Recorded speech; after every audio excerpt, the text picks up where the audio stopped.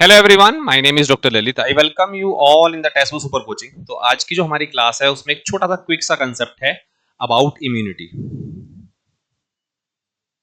Immunity क्या है? देखो, जितने भी हमारे एमएससी एंट्रेंस एग्जामिनेशन होते हैं, इम्यूनोलॉजी से एक या दो क्वेश्चन तो आपको मिलता है and this is the topic जिस पर मैक्सिमम क्वेश्चन आपको मिलते हैं। इम्यूनिटी इम्यूनिटी हम किसको बोलते हैं? इम्यूनिटी हम बोलते हैं स्टेट ऑफ प्रोटेक्शन को। स्टेट ऑफ प्रोटेक्शन का मतलब ये है कि अगर मैं कह रहा हूं कि आई हैव इम्यूनिटी, तो मैं ये कहना चाह रहा हूं किसी एक पर्टिकुलर पैथोजन के अगेंस्ट मेरे अंदर स्टेट ऑफ प्रोटेक्शन है। वो पैथोजन मेरे अंदर डिजीज कॉज नहीं कर सकता। क्यों नहीं कर सकता? क्योंकि मेरा इम्यून सिस्टम उस पैथोजन को जानता है, उसके अगेंस्ट क्या स्ट्रेटेजी लेनी चाहिए वो जानता है। अब जैसे ही वो पैथोजन मेरी बॉडी में आएगा, इससे पहले कि वो डिजीज कॉज करे, मेरा इम्यून सिस्टम उसको क्लियर कर देगा, उसको एलिमिनेट कर देगा। तो दैट मीन्स मैं एक प्रोटेक्शन की स्टेट में हूं। अभी कोविड से हम लोग गुजरे हैं, तो ऐसा हुआ है कि जैसे वैक्सीनेशन के बाद या नेचुरल इन्फेक्शन के बाद लोगों में इम्यूनिटी आ गई थी, तो इम्यूनिटी का यही मतलब था कि स्टेट ऑफ प्रोटेक्शन है। अब क्वेश्चन ये आता है कि ये इम्यूनिटी आती कैसे है हमारे बॉडी में, उसको डिस्कस करेंगे। पर उससे पहले, अगर आप एमएससी एंट्रेंस की तैयारी कर रहे हैं, आप एस्पिरेंट हैं, तो आप हमारे टेलीग्राम चैनल को जरूर सब्सक्राइब करिएगा। ये IIT JAM CUET का हमारा एक चैनल है। इसके अलावा आपकी अगर कोई क्वेरी है तो you can ask me anything. ये हमारी ईमेल आईडी है। आपके कोई भी सवाल है regarding the MSc entrance examination, वो आप हमसे यहाँ पूछ सकते हैं। चलिए डिस्कस करना स्टार्ट करते हैं हम लोग। तो मैंने बोला इम्यूनिटी। इम्यूनिटी मतलब स्टेट ऑफ प्रोटेक्शन। ये तो आप समझ ही गए, बहुत ही क्विक सा कंसेप्ट था हमारा।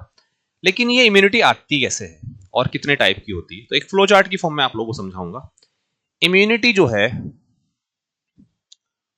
मेरी बॉडी के अंदर, ये हमारा दो तरीके से आ सकती है। एक दो तरीके की इम्यूनिटी हमारी बॉडी के अंदर होती है।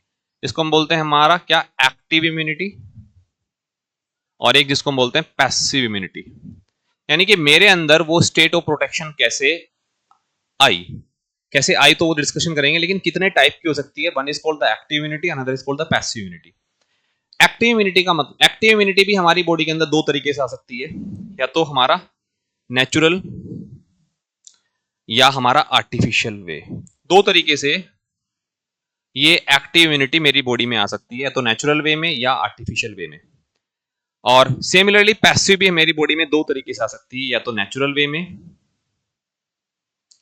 या आर्टिफिशियल वे में। मैं एग्जांपल लेके समझाऊंगा तो चीजें आपको क्लियर होंगी। पहले तो जान लेते हैं कि एक्टिव वर्सेस पैसिव इम्यूनिटी क्या है। एक्टिव इम्यूनिटी का मतलब है कि इस केस में मेरे इम्यून सिस्टम ने काम किया। मेरे इम्यून सिस्टम ने पैथोजन को पहचाना। पैथोजन को पहचानने के बाद मेरे इम्यून सिस्टम ने एक इम्यून रिस्पॉन्स जनरेट किया, ठीक है ना। और उस इम्यून रिस्पॉन्स के जो प्रोडक्ट हैं वो मुझे प्रोटेक्शन दे रहे हैं। उस इम्यून रिस्पॉन्स के प्रोडक्ट हमारे एंटीबॉडी भी हो सकते हैं, या हमारा एक्टिवेटेड टी सेल भी हो सकती हैं, या हम लोग बात करें बहुत सारी मेमोरी सेल हमारी हो सकती हैं। सिंपल सी बात यह है कि एक्टिव का मतलब क्या है। मेरी बॉडी के इम्यून सिस्टम ने एक्टिवली किसी पैथोजन को पहचाना, उसके अगेंस्ट एक इम्यून रिस्पॉन्स बनाया, बेसिकली एडेप्टिव इम्यून रिस्पॉन्स। उसके अगेंस्ट एंटीबॉडी बनाई, उसके अगेंस्ट टी सेल को एक्टिवेट किया, ठीक है ना। और अगर इस तरीके से वो स्टेट ऑफ प्रोटेक्शन मेरी बॉडी में आ रही है, उसको हम बोलते हैं क्या, एक्टिव इम्यूनिटी।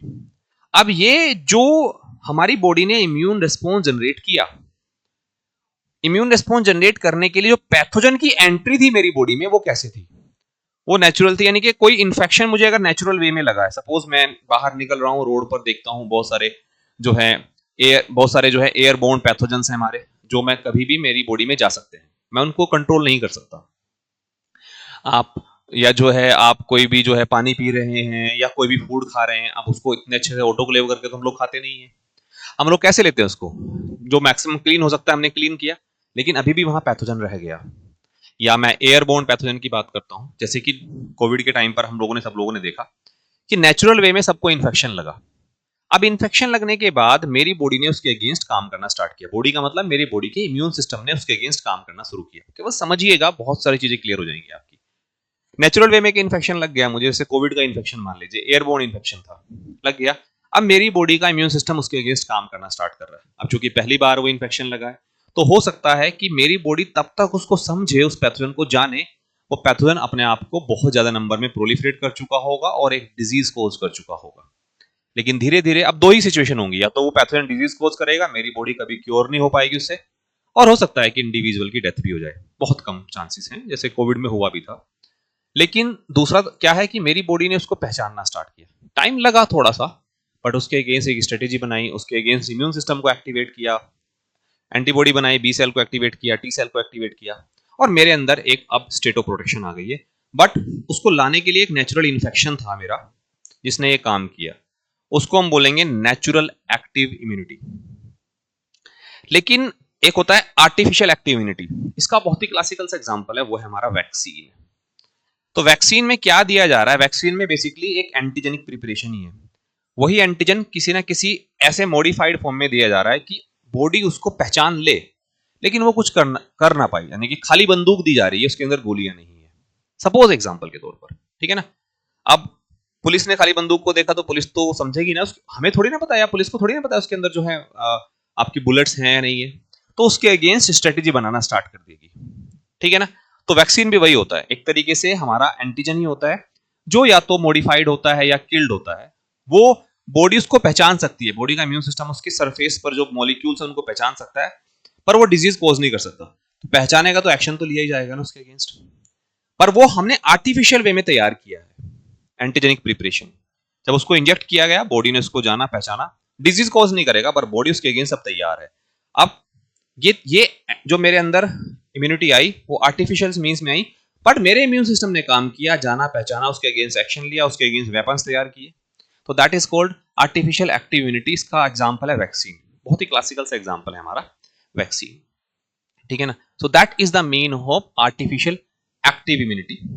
फिर हम बात करते हैं पैसिव इम्यूनिटी, यानी कि मेरी बॉडी के अंदर स्टेट ऑफ प्रोटेक्शन है, बट स्टेट ऑफ प्रोटेक्शन वो मेरे इम्यून सिस्टम ने तैयार नहीं किया है।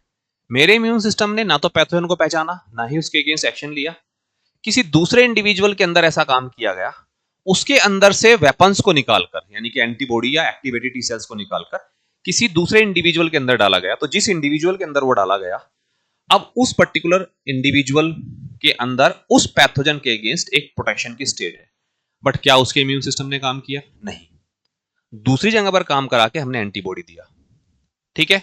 अब वो एंटीबॉडी की वजह से या वो उन टी सेल्स की वजह से वो भी एक प्रोटेक्शन की स्टेट में है, but that is a passive manner. हमारा इम्यून सिस्टम इवोक नहीं हुआ, बस जो काम इम्यून सिस्टम को करना था वो कहीं और करवा के हमने उसका रिजल्ट यहां डाल दिया। जैसे आप लोगों ने देखा था ना कोविड के टाइम पर, जो है बनी बनाई एंटीबॉडी ट्रांसफर कर दी जा रही थी लोगों के अंदर, ठीक। अब ये भी दो टाइप की होती है, एक नेचुरल वे में और एक हमारा आर्टिफिशियल वे में। नेचुरल वे का एक बहुत ही क्लासिकल सा एग्जांपल, नेचुरल वे का मतलब जहां हमारा कंट्रोल नहीं है, जैसे डेवलपिंग जो फीटस होता है हमारा, डेवलपिंग फीटस के अंदर प्लेसेंटा को क्रॉस करके, प्लेसेंटर बैरियर को क्रॉस करके आईजीजी एक्सेप्ट आईजीजी2, आईजीजी एक्सेप्ट G2, इसको छोड़कर बाकी सारी एंटीबॉडी मदर के अंदर से एक नेचुरल वे में पास कर जाती है प्लेसेंटल बैरियर को और डेवलपिंग फीटस के अंदर पहुंच जाती है। तो इसमें डेवलपिंग फीटस के इम्यून सिस्टम ने तो कोई काम नहीं किया ना, लेकिन मदर के अंदर बनी हुई एंटीबॉडी वहां चली गई और इस पर हमारा कोई कंट्रोल भी नहीं है। That is a natural way, natural phenomena. तो दैट इज मींस अब उस डेवलपिंग फीटस के अंदर एक स्टेट ऑफ प्रोटेक्शन है जिसको हमने बोला पैसिव। पैसिव क्यों बोला? क्योंकि उसके इम्यून सिस्टम ने कोई काम नहीं किया, मदर ने बनी बनाई एंटीबॉडी उसके अंदर डाल दी।